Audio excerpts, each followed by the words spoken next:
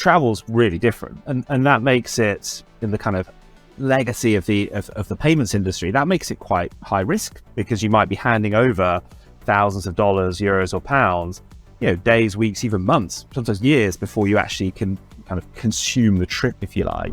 Hi there, my name is Sebastian Leitner. Welcome to the podcast. I have to talk to you about James Lemon from Stripe. He's the head of travel at Stripe, and he's such a fun guy. I had a great conversation with him.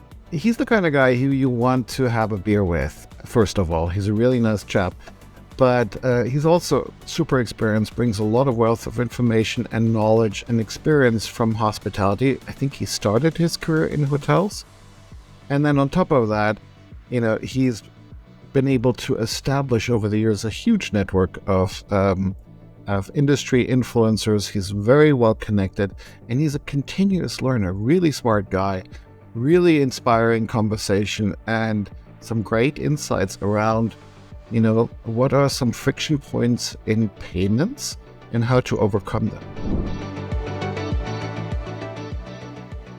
Welcome. I'm super excited to be joined here today by James Lemon. He's the global lead of travel, transport, and leisure.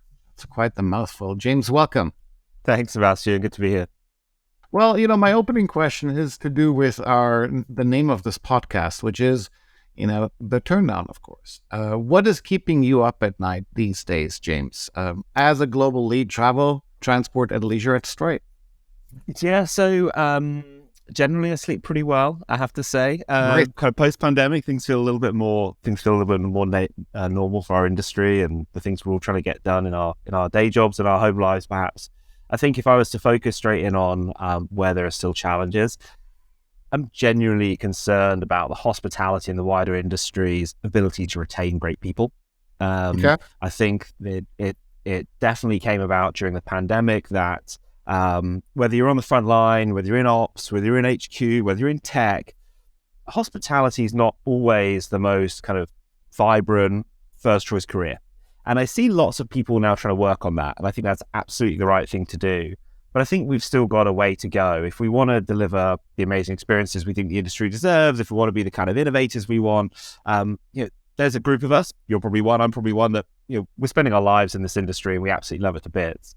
But I do worry that the next generation of leaders, the next generation of teams in our hotels and running our businesses, may choose other things to do with their time as new career options become available. So that's probably the number one thing I dwell on. And you're a great example, right? You started in the hospitality industry as well. It's at least at some point you spent quite a few years at IHG, if I'm not mistaken. Yeah, absolutely. I mean, I'm one of those people that I love to tell the story that's kind of in my blood. I grew up largely at a bed and breakfast on the Isle of Wight, a tiny island off the south coast of England. My mum used to turn the place over to sailing cruise in the summer because it was a kind of sailing town. I slept in the garden and spent the day making beds and making breakfast for people. Awesome. So I then kind of moved through kind of cafes and restaurants. But yeah, absolutely. As a grown up, if you like, I went through, got my finance qualification at Unilever, but I came back to the industry and always wanted to work in hotels.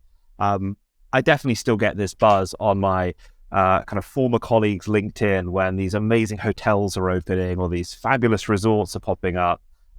So for me, I've always known it's an industry I want to be associated with. And I'm really glad I did my time in operations. I'm really glad I did my time kind of in a hotel chain.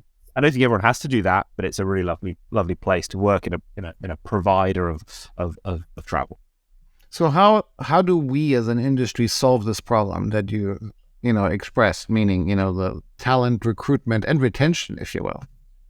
Yeah, I think it's easy. It's probably easy to say, if I had the answer, Sebastian, I would have done it by now. I actually tried to do this for 2 years, right? So Atollo was our kind of community and mentoring platform for the industry, which I exited last year. And there is certainly a group of people in travel who share our passion and they share this kind of sense of challenge. And, we should be mentoring, we should be giving our time back. But I think there probably aren't enough people coming through who that's really clicked for yet. It is just a job. It is just a paycheck. It is just what they're doing till their career starts. There are many reasons why that is, that we won't have time to unpick here. I think we probably don't attract people to the industry in the right way. You know, we don't really sell it on its benefits of that kind of skill set of creating amazing experiences, that aspect of service, and actually how you should be proud to have that in any career you go on to. I don't think we necessarily pay people fairly compared to the money that is being made by some people in this industry. I don't think we necessarily give them the right tools and tech to use. You know, we still train people up for months on technology they're just not going to see anywhere else. So I think all of those things probably contribute, but at its core, there's other issues like probably some old working practices around working hours and around culture and around how we treat people in their first couple of years in industry. I used to say that actually your first couple of years in any industry is really hard because the hours are longer, the pay is worse, and the learning curve is at its steepest. So I don't think hospitality is unique. After that, there are some amazing jobs in hospitality, and there's also incredible entrepreneurship, which is even better. You can go on and do your own thing. But it does worry me that not enough people really see how great hospitality can be, and not enough employers are thinking about the operations, the tech, the way, the experience, if you like, that their teams will have. Yeah, I'm based in Canada, and I recently came across the Canadian Hotel Association running a huge social media campaign to attract both local but also international hospitality teams ahead of the peak travel period, right? Like whether that's, get a visa and, stay near a Canadian national park, or, choose the career in hospitality. So it's great to see that the industry is doing something to attract young talent. Reversely, what lets you sleep easily? You already said, you sleep fine, but I'm curious what makes you happy. Let's put it this way. So I, on a personal level, I have finally started to claim back some hobbies, if you like. So nice. I'm a parent of two kids that are now kind of 12 and 11. So I think I'm just beyond that really challenging stage of kids needing you 24/7. They can make it to school on their own. They can generally take care of their hygiene. So the last couple of years, I've claimed back. One is I've always had a passion for wine, and I'm starting to take a bit of kind of wine education. That's fantastic to just use a different part of my brain for part of the day, and not be thinking about not just be thinking about work and about technology and about payment. So it's really exciting to almost be back at school, really, being lectured to, writing up revision notes, nice. Listening to podcasts. And then the other is sport. So, no surprise. And lots of us are trying to stay on top of our health.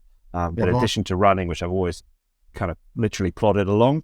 I've taken up ultimate frisbee, which is a sport I played at university, which is an incredibly elite top sport for those people who might mock it if you're into American football, basketball, soccer, rugby. Then let me tell you, ultimate frisbee is a phenomenal sport. Is it an Olympic discipline yet, or not yet? That's a great question. If that's the threshold you're looking for a great sport, I don't think it is. I don't think it is actually, but it's incredibly inclusive, and it's great for people who are more all-rounders rather than elite in any particular area of sport. But anyway, no, in all seriousness, Saturday mornings, kind of 20 kind of people my age, let's say, throwing a disc around in a local park. It's just incredibly refreshing after the few years we've had, just to kind of have that kind of that banter and friendship groups, kind of get that exercise out your system.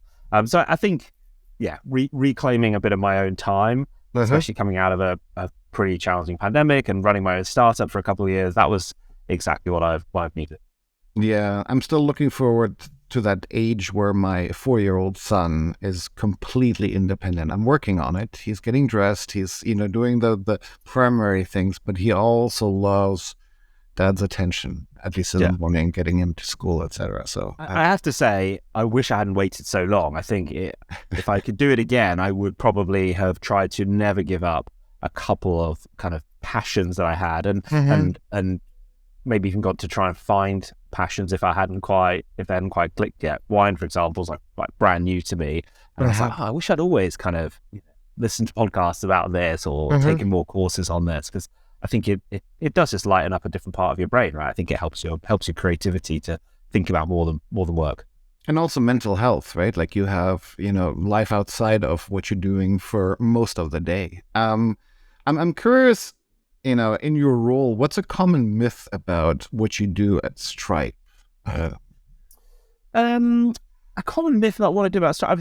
How can I separate that to common myths about what Stripe does? I think is an interesting one. Stripe's in a really interesting position in the travel industry because a common myth that Stripe has about itself, perhaps, is that almost everyone knows who they are and what they do. Right, a kind of a disruptive payments technology that's emerged over the last decade. But actually, I think outside the world of digital native platforms and startups and technology leaders, it's really telling. As I try and build their profile in the travel industry at travel industry events, I still regularly get hoteliers, restaurateurs come to me and say, "Oh, Stripe, never heard of that. What is that?" So one big myth about me is a big part of my role is probably myth busting and actually just kind of opening the door and explaining what it is. I think the biggest myth about me is probably you don't have to be an expert on everything. So I think one of the I guess something that as I thought about my career, I thought, goodness, you're going to have to know so much about absolutely everything. And coming to a company like Stripe, that's quite intimidating because payments is incredibly detailed. Obviously, there's a huge amount of security and there's a huge amount of complexity in making sure that this kind of legacy industry can modernize in a way that modern companies need. But actually, it's kind of, right company, right role. What they were asking for is, actually, can you come into Stripe and tell us about travel? We actually have 7,000 other people who know a lot about payments, James, but we don't have anyone who knows what's on the mind of a hotel executive, what's on the mind of a technology company that works in the travel industry. So I think I definitely love the fact that I don't need to be a detailed payments expert. I need to just really be abreast of the industry's challenges. I need to know how Stripe can play a part, and then I need to know how to call on the right people in my external and internal networks to kind of bring together communities to kind of move the industry forward in the world of payments and payments tech. That makes sense. You alluded to an interesting comment or interesting fact. It's like payments is one thing, but how is payments different in the travel industry? Is it different or is it more complex? Help us understand sort of how is hospitality and travel different in payments than any other business, if you will? Yeah, I think there's a couple of things that I've learned about, and the initially you don't think of them as particularly exciting. Actually, I think one thing is that the place where you buy something and the place where you actually use it is often completely different by its nature of travel. Whether it be hotels or airlines or whatever. The other is that the time that you buy something versus the time you need it is often completely different. And that's actually pretty rare in payments. You think about like your online ordering, pretty much you click on something and you're expecting it there within a couple of days. And really it's just over to the merchant, over to the business, if you like, hey, just get this fulfilled. Travel's really different. And that makes it, in the kind of legacy of the payments industry, that makes it quite high risk because you might be handing over thousands of dollars, euros or pounds, days, weeks, even months, sometimes years before you actually can kind of consume the trip, if you like.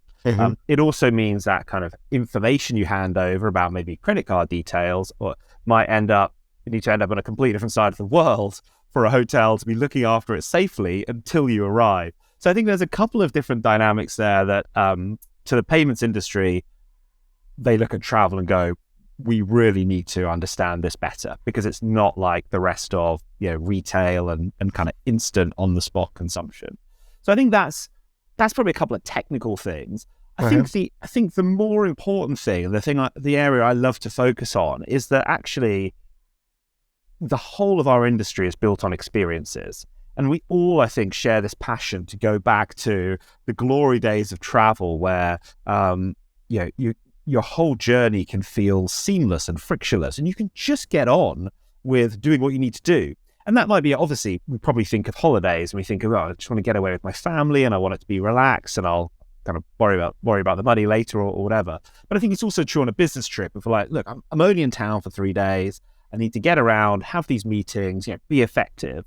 And so the role that payments plays in that is quite different because you might be interacting with 10, 20 different companies, merchants on that trip. But if every time you go back a few years, you're getting out different notes, but now you're getting out your card and you're paying in different ways, and everyone's asking for a wallet, and everyone's asking for you to do X and do Y, and can I pay my local payment method? Do I use Google Pay and Apple Pay?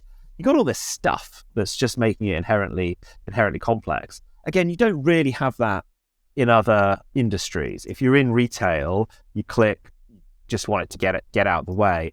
But that checkout experience where you pay doesn't really need to be an experience, nor if it detracts from the experience is it really going to ruin your day or your holiday. But I think in travel it can. And just some tangible examples right there. The one taxi in town that doesn't take a card and you're late for a meeting, or waiting 30 minutes to check into a hotel, or waiting 30 minutes to check out of a hotel, or waiting in line for an attraction, and all of this stuff I think can detract from just having an amazing travel experience. So I think there's probably a vision there that I could try and create. Well, what if we can make that better? What if we could kind of get a whole team together at Stripe and go, well, let's solve some of those problems, because that will bring more people to travel. It will bring more travel users to Stripe, and hopefully it'll get the world excited about kind of traveling in. You must travel quite a bit. When was the last time you used cash? So you know what? I was in London yesterday, and the taxi driver said he wouldn't take a card. And so Really? we were literally scrabbling around saying to kids, has anyone got a £10 note? And doing that classic thing where you watch, we found one £10 note, and you're just watching the taxi driver thinking, I may have to ask him to drop us off like half a mile before our destination, just because it's the only money we have. I'll give you a really good example. I was in Singapore in November, and obviously Singapore is, and the whole of kind of Southeast Asia, China, North Asia as well, incredibly kind of payment savvy now. The idea of QR codes and digital wallets and payments, it's actually a bit of a wild west. Different payments companies and even kind of ride sharing apps, people like Grab, going into these cafes and saying, right, you're going to offer more perks, more points if they pay with our wallet, etc. So all of that, and I just loved geeking out on that kind of travel experience across hotels and restaurants and taxis. But I did try and buy an iced coffee just on the way to a conference one morning. I was in a long line of people, and the lady was like, we only take cash. And it was about $2, probably the equivalent of 30, 40 American cents. Anyway, I said, I'll have to go find a cash machine or just forget about it. And the guy behind me said, let me just buy a coffee today. So I was like, you know what? Reinforce my love of humanity and got a coffee. So all good. Out of all places, Singapore, I expected them to Right. use a digital wallet or, something. It just so happened that in such a contrasting culture of incredibly high tech and incredibly traditional. And I really love that about Singapore. I lived there for 6 months, and to be able to go and eat, again, a really high tech, exciting, innovative restaurants, but also to be able to go to the local kind of food markets and eat local food in the traditional style is phenomenal. So I kind of get it, knowing Singapore. I probably should have planned ahead a little bit more.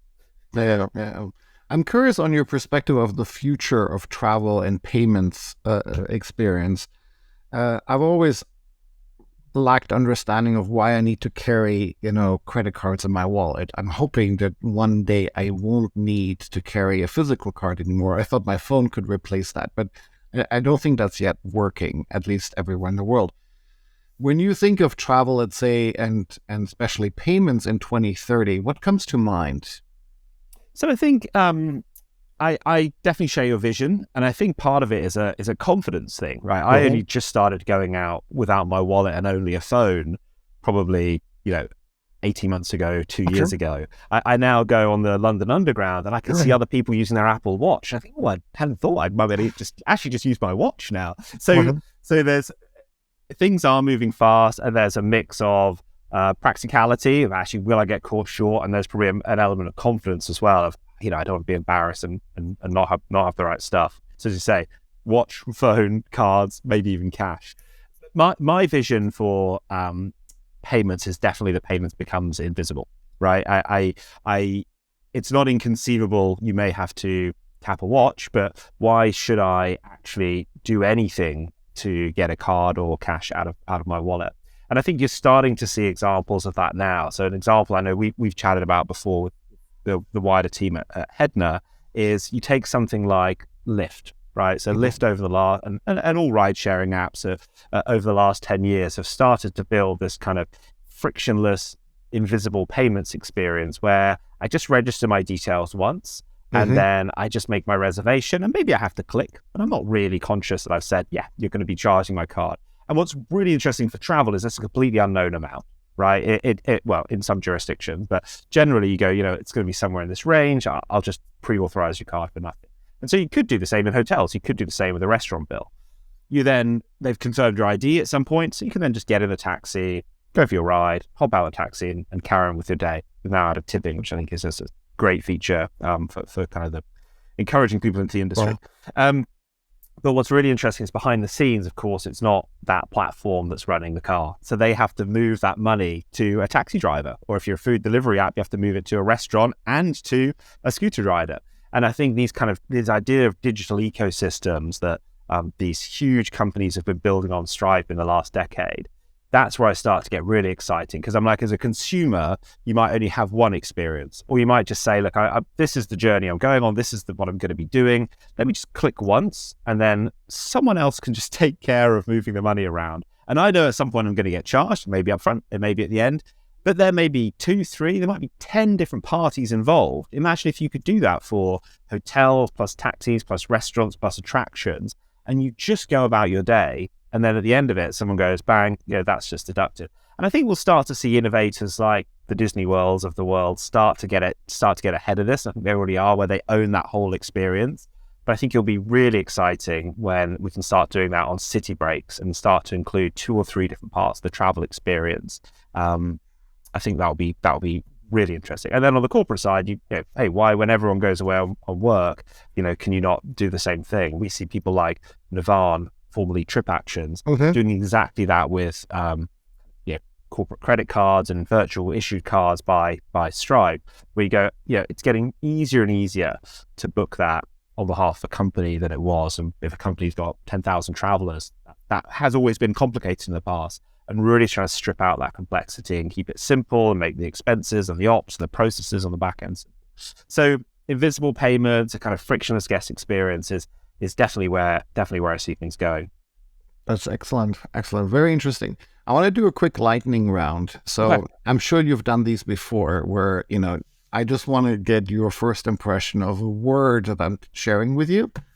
Anything that comes to mind. Can be a 1-word response, can be, 1-sentence response. So let's go. Departure.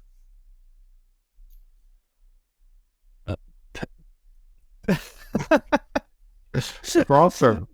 Where do you mean want me to go? Where do you mean want me to go with departure, Sebastian? I don't know. What comes to mind? That's okay. Airport waiting rooms. Okay, luggage. Getting smaller. Direct versus OTAs. Indifferent. Experience should win. Okay, distraction. My personality type. Digital marketing. Essential, but misunderstood. Social media.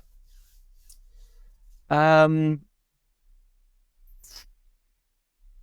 do I think of social media? Okay, that's an answer. Leisure. We all need more of it. Okay. Housekeeping. Undervalued and too often unsafe. Okay. Turn down. Optional. Okay. I love this round. This was genuine, and I probably took you off the wrong foot. Did you get ChatGPT to write this one? Probably. A lot of us have spoken at various instances on the pandemic, etc. Travel stopped, our lives stopped, at least lives that we were used to. I'm curious what you as a person learned from it.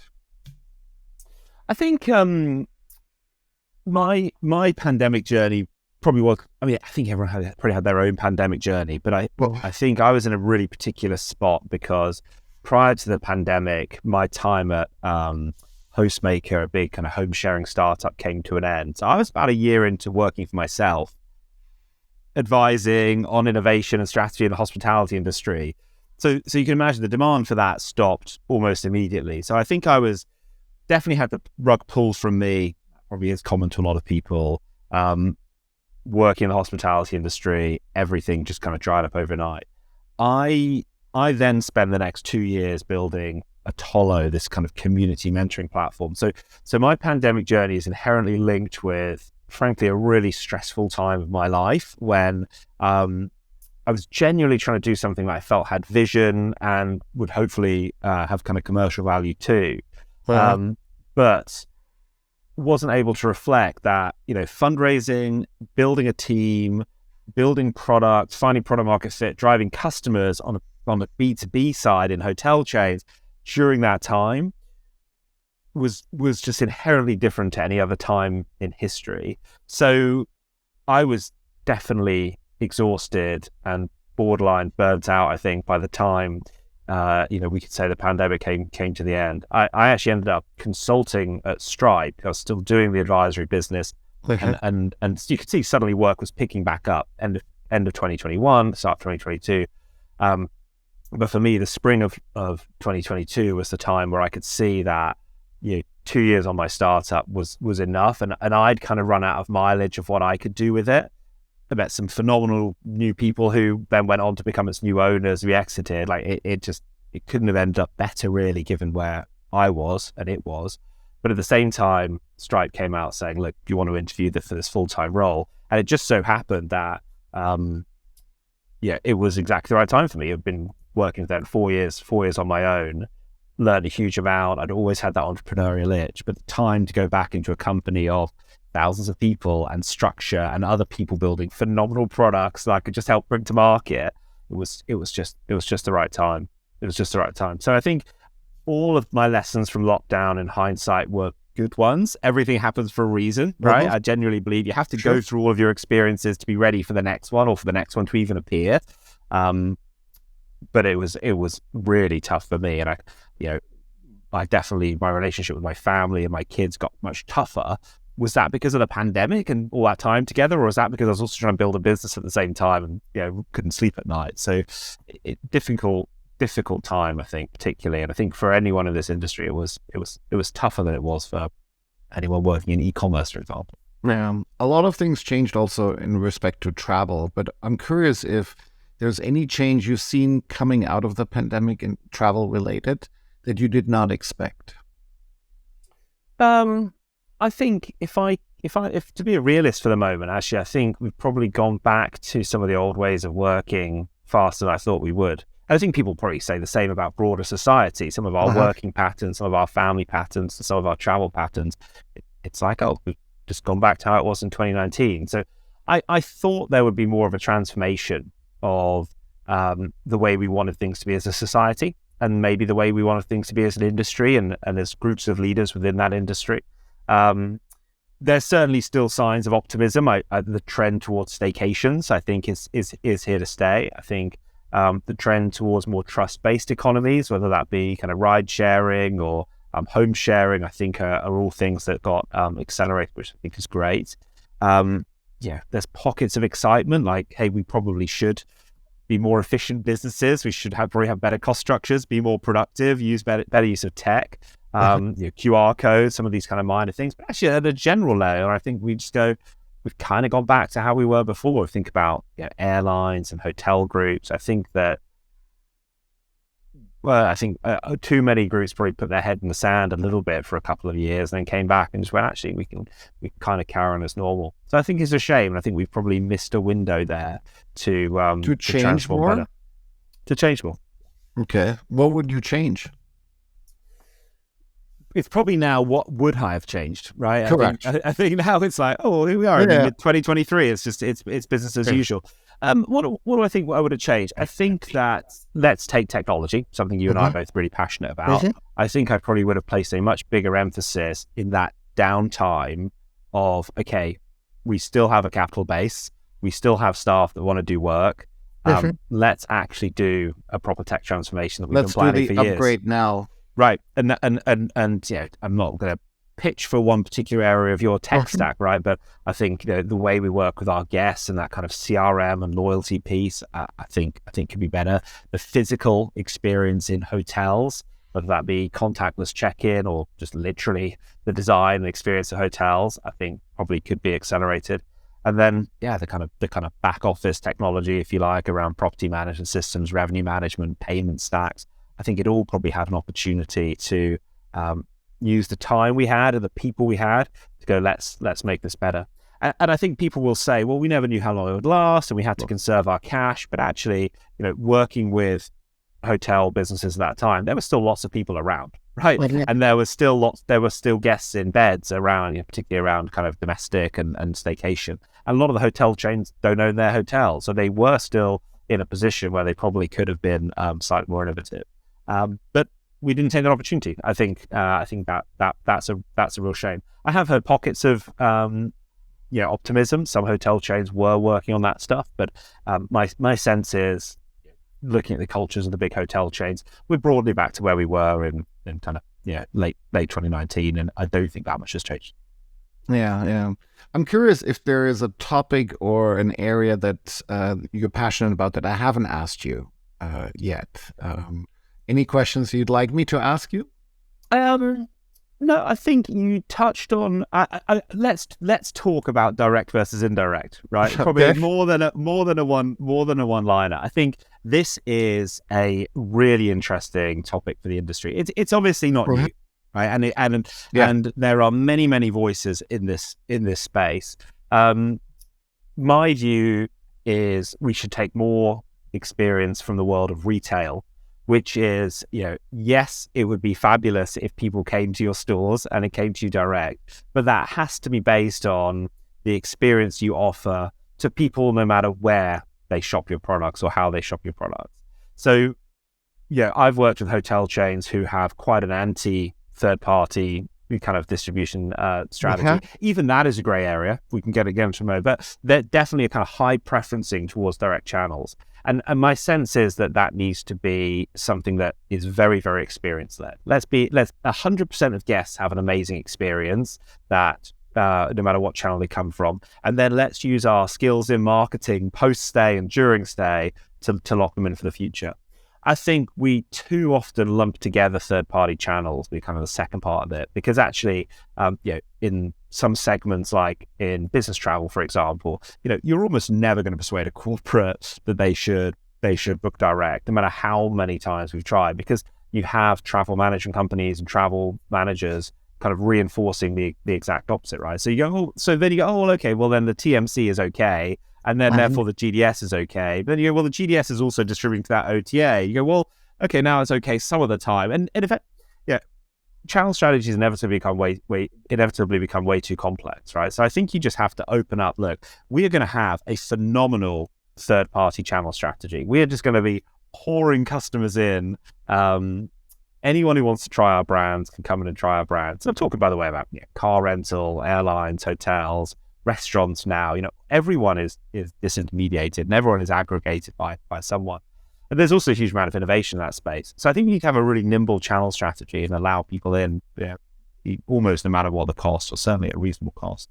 But then we use our experience to bring them back. I think as an industry, we've made that far too complicated. And I think we have over time made third-party channels the enemy, or certainly OTAs the enemy. But ultimately, again, it's lovely sitting at a company like Stripe where you see so much of the industry. If I look at how much effort an OTA, Expedia, Booking.com, but the smaller players as well, look at how much effort they put into an amazing customer experience online, an amazing checkout, right? You can pay however you want in any currency with one click. As human beings, we're like, that's obviously the experience we're going to flock towards. So we know it is. And I think it's a real shame more hotel chains don't look to Stripe and go, well, wait a minute, we could just have that tech out the box and we can have a one-click checkout. Maybe the mindset's starting to shift now, but for me, I think until they get there, you can't constrain someone else for doing an amazing job in terms of user experience and checkouts and appealing to people. You just have to keep upping your game initially with that kind of in-journey experience, if you like at hotels, in a car, and on a flight. But over time, it's up to you to upgrade your booking experience, not to push down your experience on someone else's. Yeah, that's a great point. But I'm sure that a lot of hoteliers, or at least modern hoteliers, want that same experience for their guests as well, right? They want that frictionless payment and guest experience in order to, service that customer that makes it to their own booking engine and website. Before we wrap up, I want to get back to a topic that was very passionate to you, which had to do about, training and educating and mentoring the next generation of, I guess, executives in hospitality or travel, Sure. etc. If there's one piece of advice you give somebody starting in the industry today, what would that be? I think if I could have two, Sure. that would be great. And they're connected. I think what, and I'm probably not known for originality, but I think they're important. One is, I think, is be an eternal student. I think if you need to be on key newsletters like your kind of Skiffs and Focusrite, you should try and have a digital subscription to something like Harvard Business Review or The Economist. You should enjoy podcasts like Masters of Scale or How I Built This. Like, it doesn't have to be travel stuff, but I think constantly realize that there are obviously millions more ideas and perspectives and facts out there than you'll ever have in your head.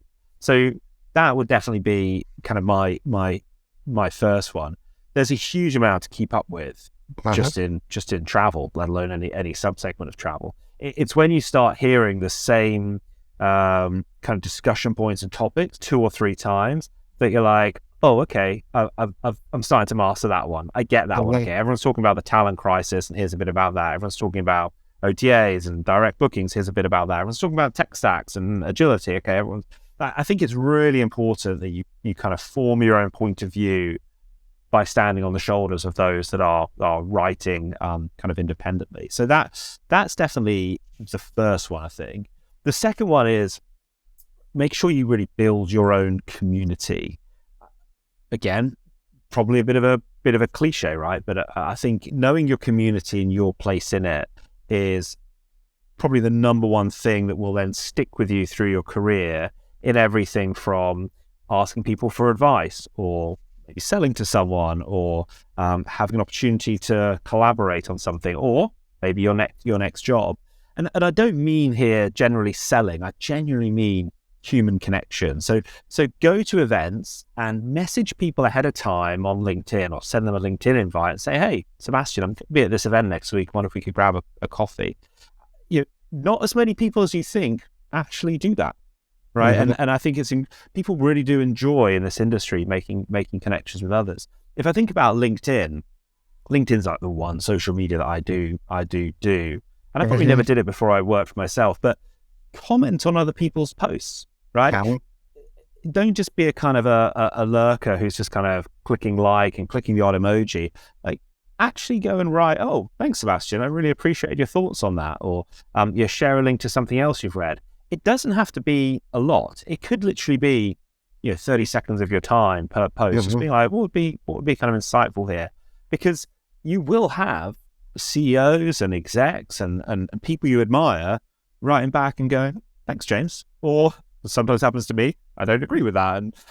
But it doesn't have to be this. And that opens up a conversation. Yeah, it opens up a conversation. It doesn't have to be this radically controversial point. Right? It could just be, I really like your point there, or I'm seeing the same in the UK. It can be whatever you want. But I think it's really important as an emerging leader, and I wish someone had told me, what you're doing now is valuable and important. It doesn't matter where you work in the travel industry. It doesn't matter how senior you are. So speak up and be present. If you're invisible and you don't speak up, then we do risk you drifting off into other industries, right? And be like, oh, I'm just going to get paid more there. But this is an industry about people. So if you start speaking up and being noticeable, you will be asked to join podcasts and asked to join panels. And I remember I think there's a huge amount there around building community. It's something I'm really trying to do at Stripe is, well, okay, let's just get, all of our customers or even prospects together in a city and have a few drinks and just, maybe have a panel, maybe just have an informal discussion, maybe have a bit of a startup competition. But let's just get 30, 40 people from the same industry in a room talking and meeting each other. And eventually they may become Stripe customers, they may not. But the point is that you play this role of saying, look, we're in this industry and we want to connect people in this industry. And make sure you're staying in touch with the people you connect with and making sure you stay in touch with people who matter. So there's an amazing quote, again, like this is not my quote at all, but I think it's someone called Charlie Tremendous Jones, like an old self-help book, but it's basically 5 years from today, you're going to be exactly the same person you are today, except for the books you read and the people you've met. And that's really my 2 points, right? Be an internal student and build your community. And today that might include podcasts and articles and audiobooks, Sure. but I can't think of a better way of thinking about making progress in your career. I obviously wish I'd done more of it, but trying to make up for it now. Excellent. All right, this is a travel-related podcast as well. I'm curious, what's your favorite travel destination in the world? You know what? I think it probably still is New York. Okay. You know, we've been. I've been there lots of times with work. I've been lots of times with the family. But I still think it's a city that has absolutely everything. Right? I think if you want to, go ice skating in the middle of the city in the winter, it's free to go and ride a park if you bring your own skates. It's obviously got amazing theatre and food. You can get the kind of train for an hour, and you're at Coney Island, and you're on a beach with a really kind of fun fair. I love the water. I love the seas, and just being able to kind of take a ferry and just explore different pockets of neighborhoods. That's always somewhere I think that's been warm to my heart. But obviously London would probably come close second, because there's no place like home. Excellent. James, thank you so much for joining me today. Really a pleasure to hearing your thoughts and insights and sharing your wisdom on this fantastic industry. Thank you for listening to The Turndown. Don't forget to subscribe and tune in next week as we discover new exciting guests.